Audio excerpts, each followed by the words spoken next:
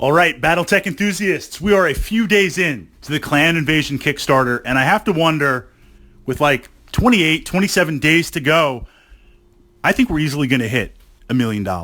We have a lot to cover in this podcast. Thoughts, some ideas, Battletech 2.0, because in many ways, this is what this is. And on top of that, what is the attack plan for this? What is the acquisition plan? A couple of questions that I'm thinking about. I'm going to push out there for feedback. And then naturally the next question, what next? What next? Stretch goals, various add-ons, various options. And then literally a year from now, because this Kickstarter, I believe, is a game changer, literally, across the entire spectrum. What is Battletech going to look like? How are things going to shake up? So one of the things is a long-time Battletech enthusiast, someone that's enjoyed the game, someone that's played the game, and admittedly growing up in the 80s, influenced by the 80s. We've got a little bit of bias there on the tech and the models and how they look. One of the main issues that I've encountered personally with new players, they liked the narrative. They were interested in the rules. It was a pretty good rule set, a lot of different options you can play, ranging from Alpha Strike to kind of intro Battletech to Total Warfare. But it was always the miniatures. The miniatures were hit or miss. Some of the sculpts were really good, some not so good, and the scale a little bit off on some of the models. A perfect example, two of my favorite mechs. Take a look at the current metal sculpt of the Locust and compare that to the Stalker. I mean, literally a light mech versus a really, really heavy assault class mech. I feel like the Stalker should be so much bigger. I know it's kind of a weird stompy pose, but it should be so much bigger on there. So it was always the sculpts. Well, with the release of the intro set and the game of Armored Combat, not only do we have new sculpts, but they're in plastic. And the advantage that plastic has, of course, in painting and modeling and storage, they're a little bit easier to kit bash if you want to do that. And if you are going to leave things unpainted, and I believe this is an influence from board gaming, what you see is unpainted plastic in terms of a war game type system like Battletech. It looks a lot cleaner. It looks a lot more presentable as piece holders, as opposed to metal or a mixture of plastic and metal on there. So just with the starter set, a complete push in the right direction. So now, a year later, we hear about the Clan Invasion, and I thought this was really interesting to jump to the clans, but now I can see we're hitting up both sides, because a lot of new players, the clans are a tremendous influence. The sculpts are very, very familiar. There was a poll, like the number one most iconic mech. I think a lot of the older players are like the Warhammer, the Marauder. We've got a little bit of Robotech influence in there. New players are like, it's the Mad Cat. You know, it's the clans. So you're bringing that in. You're launching that enthusiasm. And now what we're seeing is not only the Clan Invasion set, but essentially Lance packs, the older Alpha Strike kits. You know, the 4 mechs in a Lance pack, which were pretty good as they were, I should say. Now everything is getting redone. I think we're up to, like, potentially with the current core of the Clan Invasion and the 2 reinforcements packs and what's coming out, the 5 packs for both Clan and Inner Sphere mechs, we're at like 60 or 70 completely redesigned and new mechs. So from that perspective, this is really like Battletech 2.0.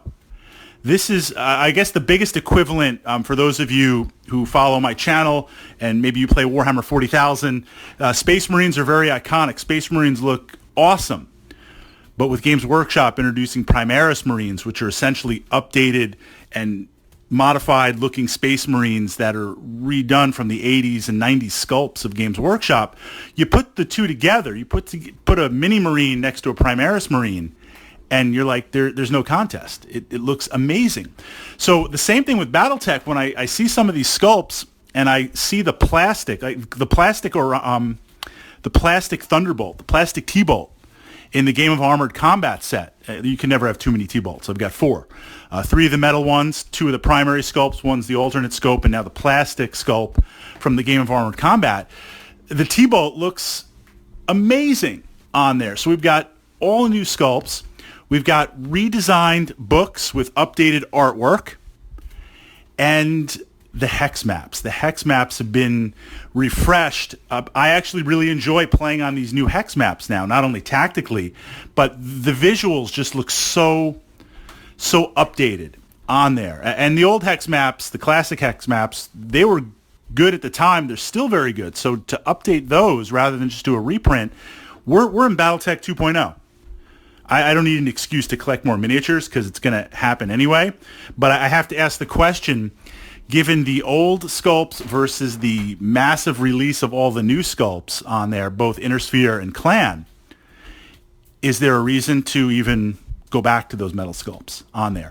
And I should say for the Total Warfare Combined Arms, there's a lot of 3D printing. There's a lot of vehicles that are plastic that could match that and kind of bring that up. This is like Battletech 2.0.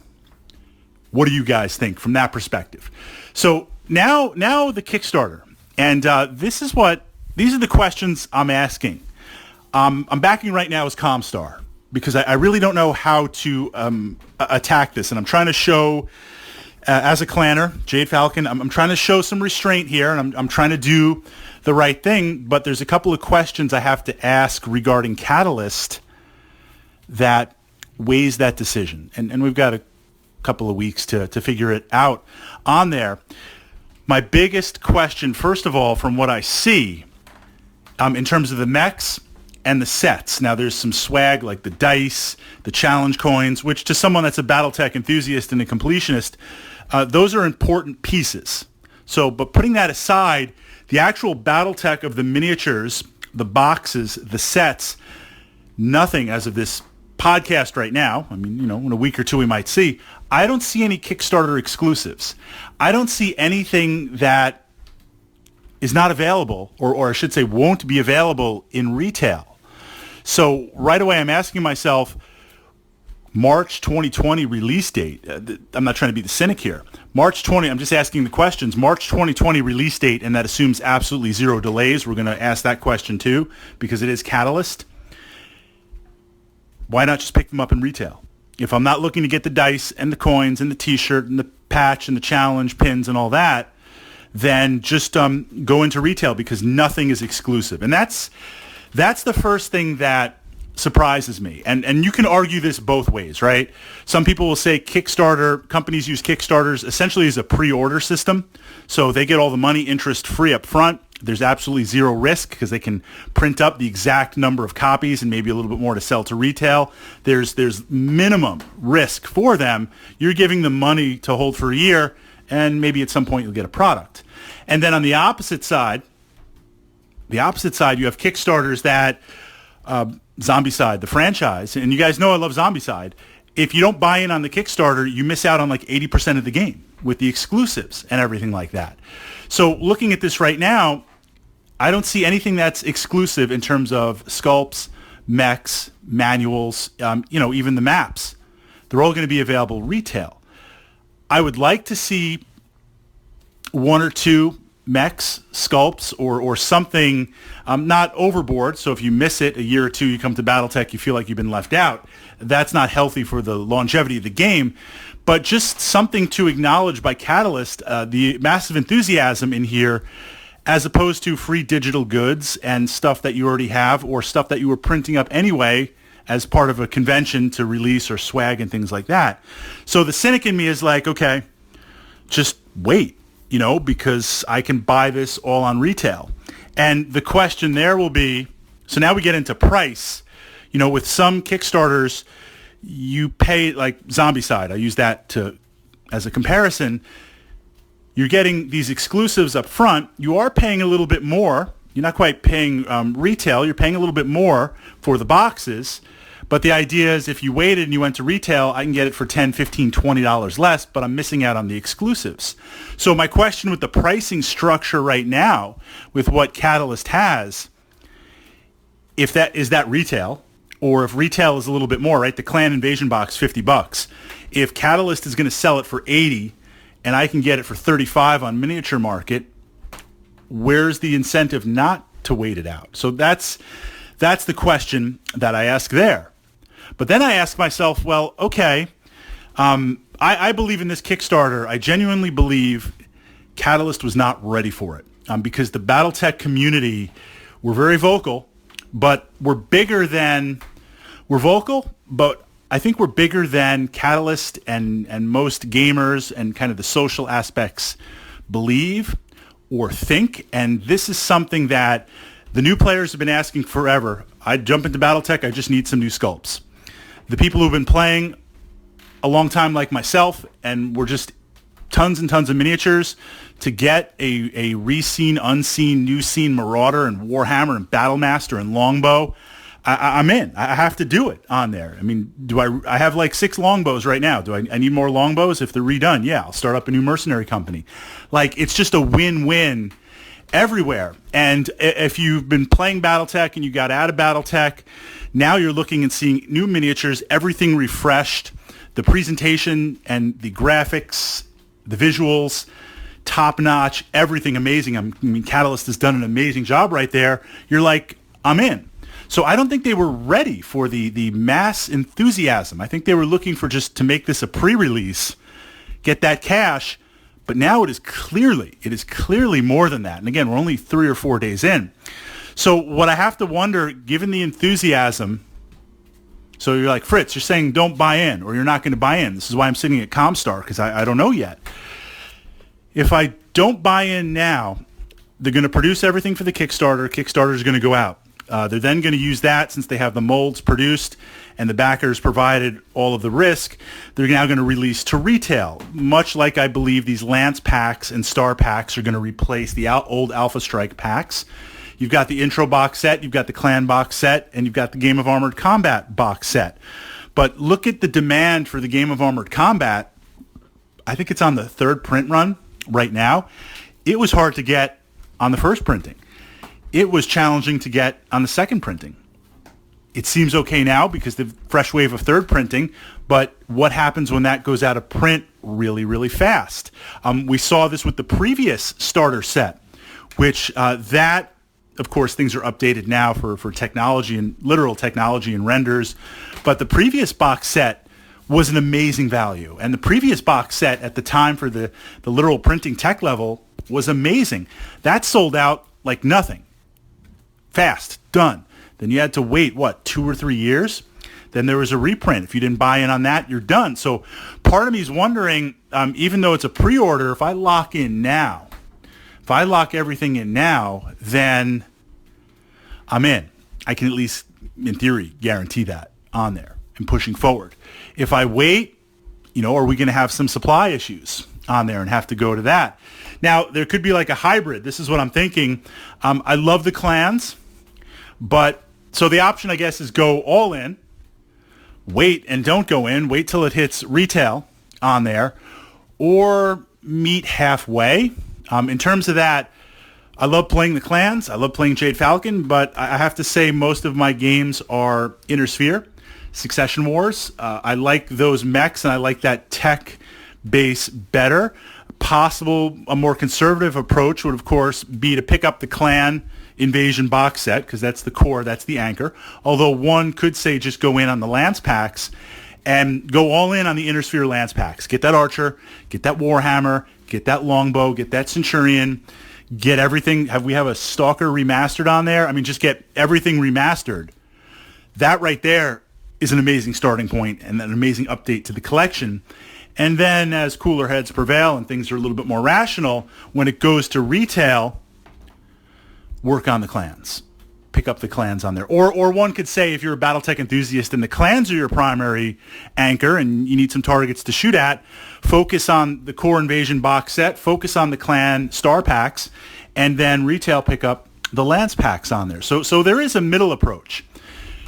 Another question I'm asking, that's not to say companies can't learn from their challenges of previous Kickstarters. That's not to say, Catalyst is a small crew. They do amazing things from what little I know, and I realize that's just an outsider looking in. But again, questions I'm kind of asking myself here as a Battletech enthusiast. The Shadowrun Kickstarter, massive delays, some challenges, and like many, many, many Kickstarters went to retail. Before the Kickstarters got their deliveries.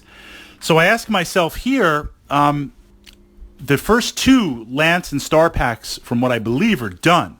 The other ones they're promising as stretch goals, which aren't really stretch goals. They're just unlocks on there. They have to be designed. The molds have to be created. And I assume that they've got the renders. I assume that they've got the stuff. They're just waiting for the funding, hence why they're unlocks on there. And, if we're $500,000 or 800K in or $1 million in, it should be pretty quick to turn around those molds. So they'll be released a little bit later. But will things go to retail before? And if there's no incentive as in, I'm not getting 5 unseen, re-seen mechs that will not be seen by the great masses out there, where's the risk? Why take that risk on there? Why take that on? So I'm looking right now, and as of right now, I have to say I am trying to restrain myself. I am trying to approach this logically. It's hard with miniatures. I'm looking at the middle approach. I'm looking at the core. I'm looking at the Inner Sphere Lances packs so I can get that on the table, get that going. And then gradually as things push out and as things move out, I'll go for the clans. Battletech 2.0. Battletech 2.0. Not in terms of the rules, but I view this as literally a complete reboot. I view this as, all new presentation, all new maps, all new mechs on there. It's almost like with one stroke of the sword, everything has been reset in Battletech in terms of bringing it up in tabletop quality and everything. And that alone is an amazing, amazing feat. Your thoughts, your ideas, and at what level are you in on this, in a very good way, madness?